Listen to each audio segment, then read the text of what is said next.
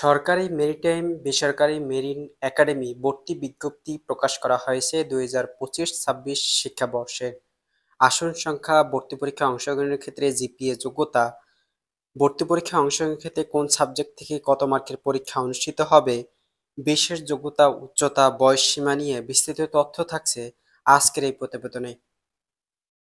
প্রথমত আসি আসন সংখ্যা। সরকারি বেসরকারি প্রতিষ্ঠানে কোন পুরুষ এবং মহিলাদের ক্ষেত্রে আসন সংখ্যা রয়েছে। প্রথমত আসি নৌবাহিনী মন্ত্রণালয়ের আওতাধীন সরকারি মেরিটাইম শিক্ষা প্রশিক্ষণ প্রতিষ্ঠানসমূহ। প্রথমত রয়েছে বাংলাদেশ মেরিন একাডেমিতে চট্টগ্রাম, যেখানে পুরুষ শিক্ষার্থীদের জন্য 140টি আসন রয়েছে, যেখানে নটিক্যালে রয়েছে 70টি, ইঞ্জিনিয়ারিংয়ে রয়েছে 70টি এবং মহিলাদের জন্য 20টি আসন সংখ্যা রয়েছে, নটিক্যাল থেকে 10টি, ইঞ্জিনিয়ারিং থেকে 10টি। বাংলাদেশ মেরিন একাডেমি পাবনা, যেখানে শুধু পুরুষ শিক্ষার্থীদের জন্য আসন সংখ্যা রয়েছে টোটাল 36টি, যেখানে নটিক্যাল থেকে 18টি, ইঞ্জিনিয়ারিং থেকে 18টি। বাংলাদেশ মেরিন একাডেমি বরিশাল, যেখানে পুরুষ শিক্ষার্থীদের জন্য 36টি আসন সংখ্যা রয়েছে, নটিক্যাল থেকে 18টি, ইঞ্জিনিয়ারিং থেকে 18টি। বাংলাদেশ মেরিন একাডেমি রংপুর, আসন সংখ্যা রয়েছে 36টি এবং বাংলাদেশ মেরিন একাডেমি সিলেট, পুরুষ শিক্ষার্থীদের জন্য 36টি আসন সংখ্যা রয়েছে। অর্থাৎ চট্টগ্রাম বাংলাদেশ মেরিন একাডেমি, যেখানে শুধু 140টি পুরুষ শিক্ষার্থীদের জন্য, 20টি মহিলা শিক্ষার্থীদের জন্য আসন সংখ্যা রয়েছে। এবং মৎস্য ও প্রাণ সম্পদ মন্ত্রণালয়ের আওতাধীন যে সরকারি মেরিন একাডেমি মেরিন ফিশারিজ রয়েছে, যেটি রয়েছে চট্টগ্রাম, যেখানে পুরুষ শিক্ষার্থীদের জন্য 40টি, নটিক্যাল থেকে 20টি, ইঞ্জিনিয়ারিং থেকে 20টি। আর মহিলা শিক্ষার্থীদের জন্য 6টি আসন সংখ্যা রয়েছে, নটিক্যাল থেকে 3টি, ইঞ্জিনিয়ারিং থেকে 3টি। এখানে শুধু সরকারি প্রতিষ্ঠানসমূহের শুধু মেরিন ফিশারিজ শিক্ষা চট্টগ্রাম, যেখানে মহিলা ও পুরুষের আসন সংখ্যা রয়েছে, মেরিন একাডেমি চট্টগ্রাম, যেখানে শুধু পুরুষ মহিলা আসন সংখ্যা রয়েছে। বাকি যে মেরিন একাডেমি রয়েছে পাবনা, বরিশাল, রংপুর, সিলেট, এই সংক্রান্ত প্রতিষ্ঠানে মহিলাদের কোনো আসন সংখ্যা নেই। বেসরকারি প্রতিষ্ঠানসমূহ। বেসরকারি প্রতিষ্ঠানসমূহ নৌ পরিবহন মন্ত্রণালয় অনুমোদিত বেসরকারি মেরিটাইম শিক্ষা প্রতিষ্ঠান, যেখানে ইন্টারন্যাশনাল মেরিটাইম একাডেমি ঢাকা, যেখানে আসন সংখ্যা পুরুষ শিক্ষার্থীদের জন্য 70টি আসন সংখ্যা রয়েছে, নটিক্যাল থেকে 35টি, ইঞ্জিনিয়ারিং থেকে 35টি। ওয়েস্টার্ন মেরিটাইম একাডেমি ঢাকা, আসন সংখ্যা 40টি, নটিক্যাল থেকে 20টি, ইঞ্জিনিয়ারিং থেকে 20টি। মাস মেরিন একাডেমি চট্টগ্রাম, পুরুষ শিক্ষার্থীদের জন্য 40টি আসন সংখ্যা রয়েছে, নটিক্যাল থেকে 20টি, ইঞ্জিনিয়ারিং থেকে 20টি। International Maritime Training Academy Dhaka, আসন সংখ্যা 26টি, নটিক্যাল থেকে 13টি, ইঞ্জিনিয়ারিং থেকে 13টি আসন সংখ্যা রয়েছে। এই আসন সংখ্যার বাহিরে তোমাদের ভর্তি পরীক্ষা যখন অংশগ্রহণ করবে, ভর্তি কার্যক্রম যখন অন্তর্ভুক্ত করবে, তখন কিন্তু আসন সংখ্যা বাড়তেও পারে অথবা কমতেও পারে, এটি কিন্তু নোটিশে বলা হয়েছে। আবেদন যোগ্যতা। প্রথমত এখানে তোমাদের যদি কোনো বুঝতে অসুবিধা হয় তাহলে তোমরা অবশ্যই কমেন্টে জানিয়ে দেবে।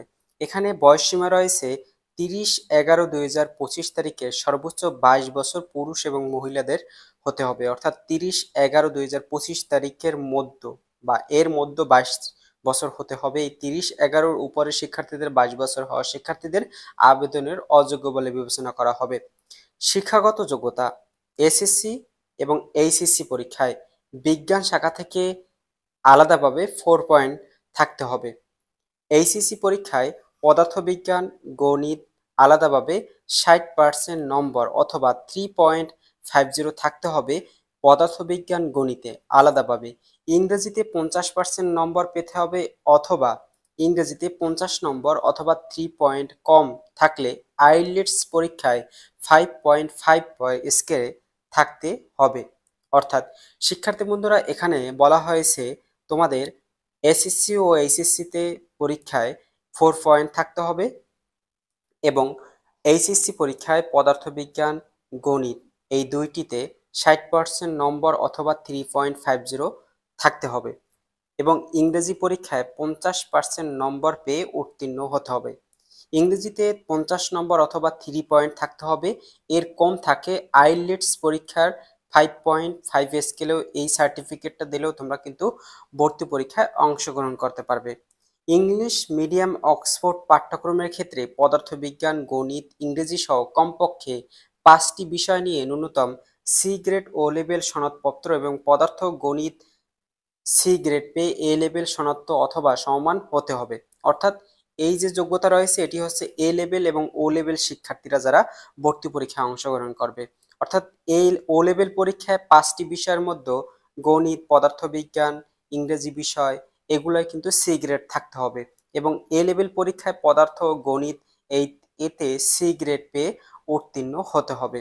উচ্চতা উচ্চতা হতে হবে পুরুষের ক্ষেত্রে 5 ফুট 4 ইঞ্চি এবং মহিলাদের ক্ষেত্রে 5 ফুট 1 ইঞ্চি হতে হবে এবং দৃষ্টিশক্তি খালি চোখে নটিক্যাল ক্যাডেটদের জন্য 6 অথবা 6 থাকতে হবে। ইঞ্জিনিয়ারিং ক্যাডেটদের জন্য 6 অথবা 12 থাকতে হবে। চশমা সহ অবশ্যই 6 অথবা 6 হতে হবে। বিশেষ তথ্য, যেখানে যে সকল শিক্ষার্থী 60 মিটারে সাঁতার প্রতিযোগিতায় অংশগ্রহণ বা সাঁতার কাটতে পারবে না তাদেরকে আবেদনের করার প্রয়োজন নেই। অর্থাৎ যারা সাঁতার প্রতিযোগিতায় অংশগ্রহণ করতে পারবে না 60 মিটারে তাদেরকে আবেদন করতে নিষেধ করা হয়েছে এবং তারাই আবেদন করতে পারবে যারা বাংলাদেশের নাগরিক এবং অবিবাহিত, যারা এখনো বিবাহ করো নাই এবং বাংলাদেশের নাগরিক তারাই কিন্তু মেরিন একাডেমিতে এই 2024-25-26 শিক্ষাবর্ষে ভর্তি পরীক্ষায় অংশগ্রহণ করতে পারবে। কোন সাবজেক্ট থেকে কত মার্কের পরীক্ষা অনুষ্ঠিত হবে? লিখিত পরীক্ষা অনুষ্ঠিত হবে 100 মার্কের, যেখানে পদার্থবিজ্ঞান থাকবে 25 মার্ক, গণিত থেকে 25 মার্ক, ইংরেজি থেকে 25 মার্ক, বাংলাদেশ ও সাধারণ জ্ঞান থেকে থাকবে 25 মার্ক। অবশ্যই ভর্তি পরীক্ষায় লিখিত পরীক্ষায় 50 নম্বরে পাওয়া শিক্ষার্থীরাই যোগ্য বলে বিবেচনা করা হবে। অর্থাৎ 5 নম্বর হচ্ছে 50 নম্বর, 100 এর মধ্যে 50 নম্বর পেতে হবে। ইংরেজি বিষয়ে 50 নম্বর অবশ্যই পেতে হবে আলাদাভাবে এবং লিখিত পরীক্ষার পর শারীরিক পরীক্ষা হবে এবং শারীরিক পরীক্ষার পর মৌখিক পরীক্ষা হবে। মৌখিক পরীক্ষার পর তোমাদের মেডিকেল অনুষ্ঠিত হবে, যেখানে চক্ষু চূড়ান্ত স্বাস্থ্য পরীক্ষা উত্তীর্ণ হতে হবে। মেডিকেল পরীক্ষা যারা উত্তীর্ণ হবে তারাই কিন্তু চূড়ান্তভাবে মেরিন একাডেমিতে চূড়ান্তভাবে যে কোনো একটি সাবজেক্ট পেয়ে, যে কোনো প্রতিষ্ঠানের সাবজেক্ট পেয়ে উত্তীর্ণ হতে পারবে এবং আবেদন ফি হচ্ছে 1100 টাকা সার্ভিস চার্জ সহ। আবেদনের সময়সূচি দেওয়া হয়েছে 6 নভেম্বর থেকে শুরু হয়েছে 6 নভেম্বর 2025 এবং শেষ হবে 6 ডিসেম্বর। 6 ডিসেম্বর পর্যন্ত কিন্তু আবেদন করতে পারবে, 6 ডিসেম্বর 2025 এবং লিখিত পরীক্ষা এবং সময়সূচি পরবর্তীতে ওয়েবসাইটে বা এসএমএস এর মাধ্যমে জানিয়ে দেওয়া হবে যারা আবেদন করবে, যে কবে পরীক্ষা অনুষ্ঠিত হবে এবং কোথায় পরীক্ষা অনুষ্ঠিত হবে এই সংক্রান্ত পরবর্তীতে ওয়েবসাইটে প্রকাশ করা হবে। এখানে যদি কারো প্রশ্ন থাকে সেক্ষেত্রে তোমরা অবশ্যই কমেন্টে জানিয়ে দেবে বা পার্সোনালি যদি কোনো সমস্যা হয়ে থাকে সেক্ষেত্রে তোমরা ওয়েবসাইটেও লিংক দেওয়া থাকবে, ওয়েবসাইট থেকেও তোমরা আমার সাথে যোগাযোগ করতে পারবে। ধন্যবাদ।